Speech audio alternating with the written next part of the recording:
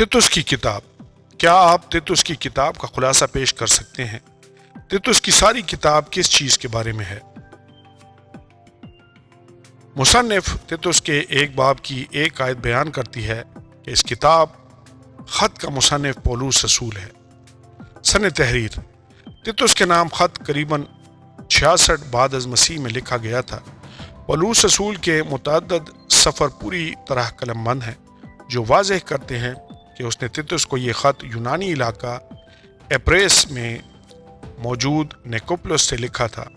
یہ بھی ممکن ہے کہ بائبل کے کچھ تراجم میں اس خط کے بارے میں بیان کیا گیا ہو کہ پولوس نے یہ خط مقدونیہ میں موجود نیکوپولس سے لکھا تھا، تاہم ایسی کسی جگہ کی تصدیق نہیں ہوئی، اور چونکہ یہ بیانات مسترد نہیں ہیں اس لیے ان کی کچھ خاص اہمیت نہیں۔ تحریر کا مقصد: تیتس کے نام خط کو کلیسیائی پاسبانوں کے نام لکھے گئے خطوط میں سے ایک سمجھا جاتا ہے، کیونکہ تھموتھیوس کے نام 2 خطوط لکھے گئے ہیں۔ پولوس رسول نے یہ خط مسیح میں اپنے بھائی تیتس کی حوصلہ افزائی کے لیے لکھا تھا، جسے اس نے کریتے کی کلیسیا کی رہنمائی کے لیے وہاں چھوڑا تھا۔ اس کلیسیا کو پولوس نے اپنے ایک مشنری سفر کے دوران قائم کیا تھا۔ تیتس 1 باب 15 آیت۔ یہ خط تیتس کی اس بات میں رہنمائی کرنے کے لیے لکھا گیا تاکہ وہ جان سکے کہ کلیسیائی قائدین کس اہلیت اور قابلیت کے حامل ہونے چاہیے۔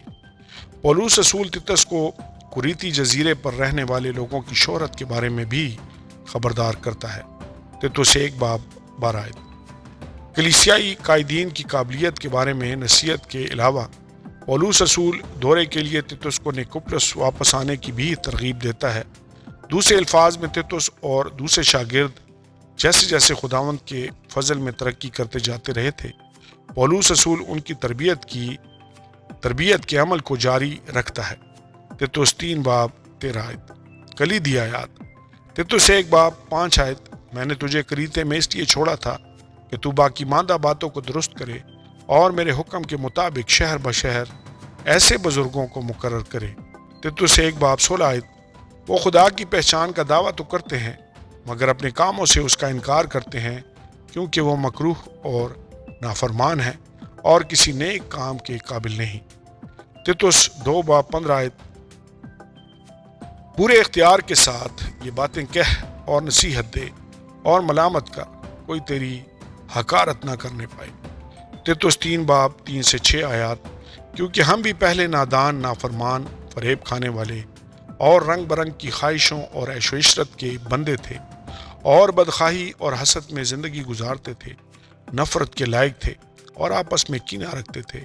مگر جب ہمارے منجی خدا کی مہربانی اور انسان کے ساتھ اس کی الفت ظاہر ہوئی تو اس نے ہم کو نجات دی، مگر راست بازی کے کاموں کے سبب سے نہیں جو ہم نے خود کیے، بلکہ اپنی رحمت کے مطابق نئی پیدائش کی غسل اور روح القدس کے ہمیں نیا بنانے کے وسیلہ سے، جیسے اس نے ہمارے منجی یسوع مسیح کی معرفت ہم پر افراط سے نازل کیا۔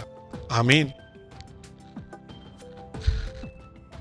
مختصر خلاصہ: جب تیتس کو اپنے استاد پولوس رسول کی طرف سے خط موصول ہوا ہوگا تو یہ اس کے لیے بڑی شاندار بات ہوگی۔ تمام مشرقی دنیا میں متعدد کلیسیاؤں کو قائم کرنے کے باعث پولوس رسول کو بہت زیادہ عزت حاصل تھی، اور ایسا ہونا درست بھی ہے۔ تیتس نے پولوس رسول کی طرف سے اس مشہور تعارف کو اس طرح پڑھا ہوگا: ایمان کی شرکت کے روح سے سچے فرزند تیتس کے نام فضل اور اطمینان خدا باپ اور ہمارے منجی مسیح یسوع کی طرف سے تجھے حاصل ہوتا رہے۔ تیتس 1 باب 4 آیت۔ کریتے کے جزیرے پر جہاں پولوس نے تیتس کو کلیسیائی رہنمائی کے لیے مقرر کیا تھا، یہودی اور مقامی لوگ آباد تھے۔ یہ لوگ مسیح کی خوشخبری سے ناواقف تھے۔ تیتس 1 باب 12 سے 14 آیات۔ پولوس نے محسوس کیا کہ کریتے کی کلیسیا میں قائدین کی تربیت و ترقی کے عمل میں تیتس کو نصیحت کرنا اور اس کی حوصلہ افزائی کرنا اس کی ذمہ داری ہے۔ جب پولوس رسول نے کلیسیائی قائدین کی تلاش میں تیتس کی رہنمائی کی تو پولوس رسول نے اس کو یہ بھی مشورہ دیا کہ وہ قائدین کو کس طرح نصیحت کرے تاکہ وہ اپنے مسیحی ایمان پر ترقی کر سکیں۔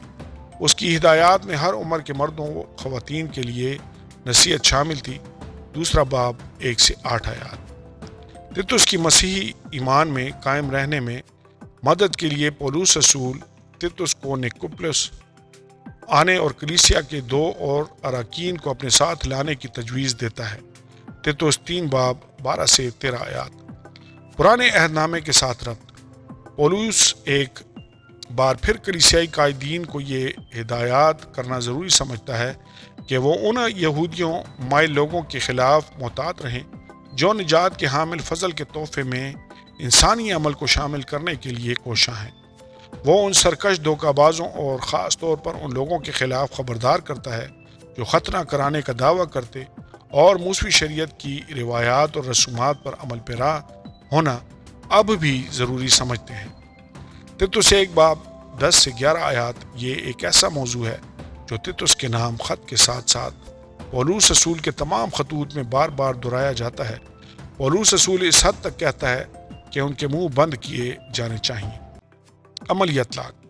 جب ہم خداوند کی مرضی کے مطابق زندگی بسر کرنے کے لیے بائبل کی ہدایات پر نظر کرتے ہیں تو اس سلسلے میں تیتوس کا خط ہماری خاص توجہ کا مستحق ہے، کیونکہ اس سے ہم سیکھ سکتے ہیں کہ ہمیں کن چیزوں سے بچنا چاہیے اور کن باتوں پر عمل کرنے کی کوشش کرنی چاہیے۔ پولوس رسول مشورہ دیتا ہے کہ جب ہم ان باتوں سے بچنے کی کوشش کرتے ہیں جو ہمارے ذہنوں اور ضمیروں کو ناپاک کر دیں گے تو ہمیں خالص ہونا چاہیے۔ اور اس کے بعد پولوس رسول ایک بیان دیتا ہے جسے ہمیں کبھی فراموش نہیں کرنا چاہیے۔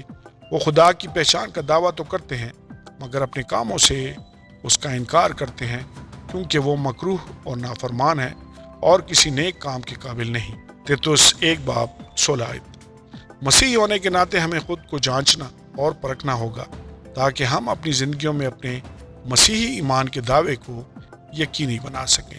2 کرنتھیوں 13 باب 5 آیت۔ اس نصیحت کے ساتھ ساتھ پولوس ہمیں یہ بھی بتاتا ہے کہ ہم کس طرح خدا کی ذات کا انکار کرنے سے بچ سکتے ہیں۔ تو اس نے ہم کو نجات دی مگر راز بازی کے کاموں کے سبب سے نہیں جو ہم نے خود کیے، بلکہ اپنی رحمت کے مطابق نئی پیدائش کے غسل اور روح القدس کے ہمیں نیا بنانے کے وسیلہ سے، جسے ہم نے ہمارے منجی یسوع مسیح کی معرفت ہم پر افراد سے نازل کیا۔ تیتوس 3 باب 5 سے 6 آیات۔ اپنے ذہنوں کو ہر روز روح القدس کے وسیلہ سے نیا بنانے کی کوشش سے ہم ایسے مسیحی بن سکتے ہیں جو اپنی زندگی میں خداوند کو عزت و جلال دیتے ہیں۔ آمین اور آمین۔